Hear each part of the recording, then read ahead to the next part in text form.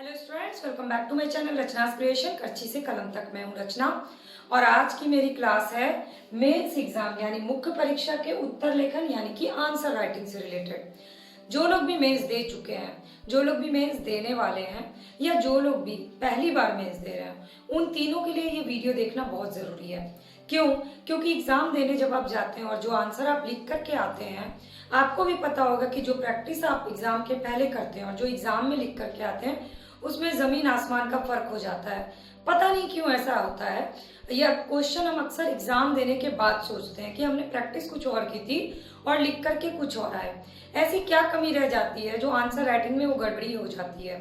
तो मैं आपको 5 वीडियोस 5 क्लासेस लूंगी मेंस की आंसर राइटिंग से रिलेटेड। तो आज उसी 5 क्लासेस की वर्कशॉप है। उन 5 क्लासेस में मैं आपको क्या सारी ट्रिक्स बताने वाली हूँ, उसका एक मैं आपको लेआउट आज बताऊंगी। तो सबसे पहले आंसर राइटिंग में पहली क्लास के थ्रू मैं आपको बताऊंगी कीवर्ड्स। अब ये कीवर्ड्स भी जो होते हैं ये 2 तरह के होते हैं, एक प्रश्नों के कीवर्ड्स और एक उत्तर के कीवर्ड्स। ठीक है, तो प्रश्नों के कीवर्ड्स को कैसे पहचानना है और आंसर्स के कीवर्ड को कैसे चूज करना है, यहाँ अंतर क्या है? पहचानना और चूज करना।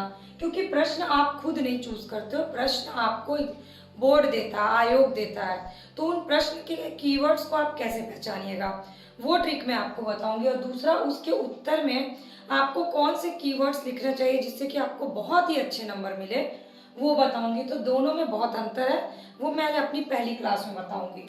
दूसरा, स्ट्रक्चर।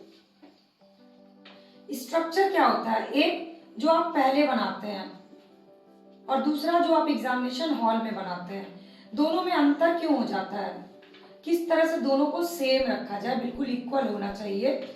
जो आप पहले बनाते हैं एग्जाम के पहले, जो प्रैक्टिस करते हैं, और जो एग्जामिनेशन हॉल में लिखते हैं, उन दोनों का स्ट्रक्चर में इतना अंतर क्यों आ जाता है और किस तरह से किसी भी क्वेश्चन के आंसर का स्ट्रक्चर बनाते हैं, क्यों बनाना जरूरी होता है आंसर राइटिंग के पहले स्ट्रक्चर, उसके क्या फायदे होते हैं, ये सारी चीजें मैं सेकंड क्लास में बताऊंगी।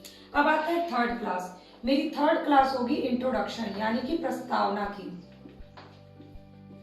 प्रस्तावना कितने शब्दों में लिखना चाहिए, प्रस्तावना में क्या क्या शामिल करना चाहिए, कैसे चूज करें सही प्रस्तावना लिखना, कैसे समझे कि प्रस्तावना किस चीज के बारे में लिखना है, क्योंकि क्वेश्चन कई एस्पेक्ट से पूछे जाते हैं।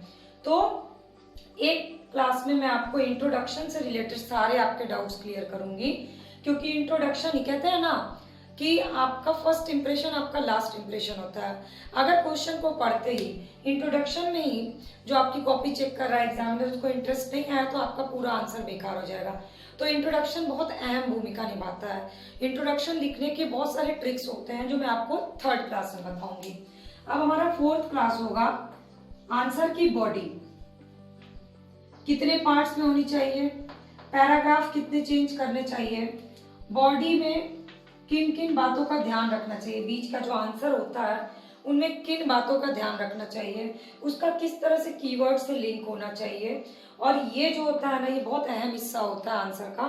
तो इसको बैलेंस कैसे करना है वर्ड लिमिट्स के साथ, ये सारे डाउट्स, ये सारे सवाल आपके सबका जवाब मिल जाएगा आपको फोर्थ क्लास में।